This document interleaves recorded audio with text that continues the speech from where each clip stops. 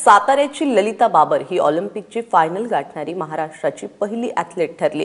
पण 3000 metre steeple chess प्रकारामध्ये ती पदकांच्या शर्यतीपासून दूरच राहिली। ललिताच्या कामगिरीवर पाहूयात आमचे स्पोर्ट्स प्रतिनिधी Janhvi मुळेचा report.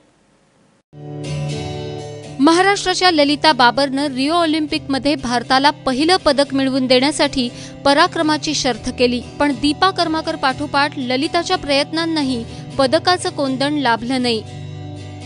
3000 metre steeple chess शर्यतीत ललिता बाबरला 10व्या स्थानावर समाधान मानावं लागलं। ललितानं फायनलमध्ये 9 मिनिटं आणि 22.74 सेकंदांची वेळ दिली। तिनं स्टीपल चेसच्या हीटमध्ये 9 मिनिटं आणि 19.76 सेकंदांची वेळ देऊन राष्ट्रीय विक्रम प्रस्थापित केला होता। पण फायनलमध्ये ललिताची वेळ 2.98 सेकंदांनी संथ ठरली।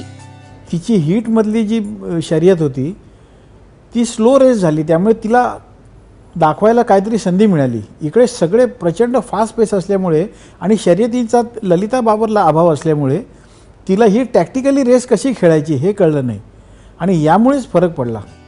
स्टीपल चेसच्या या शर्यतीत ललिता समोरचं आव्हानही सोपं नव्हतं। बहारीनची रुथ जेबेट, केनियाची जेपकिमॉय, अमेरिकेची एमा कॉर्बिन या पदक विजेत्यांबरोबरच लंडन ऑलिम्पिकची सुवर्ण विजेती हबीबा गरीबीही ललिता सोबत धावत होती। की गेल्या लंडन ऑलिम्पिक्समध्ये जे हबीबा गरीबीने जो सुवर्ण पदक पटकावलं होतं ती ललिता बाबरच्याही पाठी आली। आलेल्या स्पर्धकांमध्ये आशियाई स्पर्धकांमध्ये ललिता सर्वोत्तम होती। जगातल्या नामांकित ॲथलीट समोर ललितानं स्टीपल चेसमध्ये बजावलेली कामगिरी देशाला अभिमान वाटावा अशीच आहे। ललिता मूळची मॅरेथॉन रनर, पण अगदी अलीकडेच म्हणजे जेमतेम 2.5 वर्षांपूर्वीच ती स्टीपल चेसकडे वळली।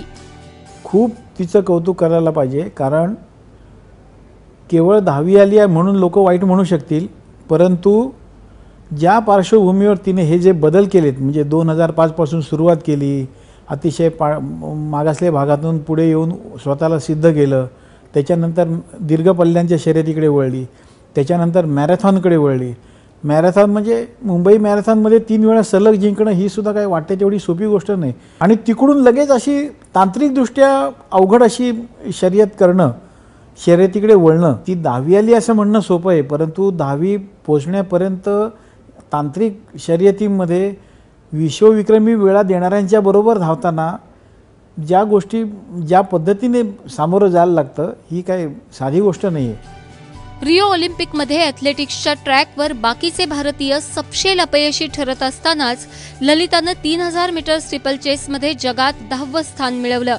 ऑलिम्पिकमध्ये ॲथलेटिक्सच्या ट्रॅक इव्हेंटची फायनल गाठणारी ललिता ही पीटी उषा नंतरची दुसरीच भारतीय महिला आणि महाराष्ट्राची पहिलीच धावपटू ठरली आहे। साताऱ्यातल्या दुष्काळग्रस्त माण तालुक्यातील मोही गावातल्या शेतकऱ्याच्या लेकीनं मारलेली ही मजल सर्वांनाच प्रेरणा देणारी आहे।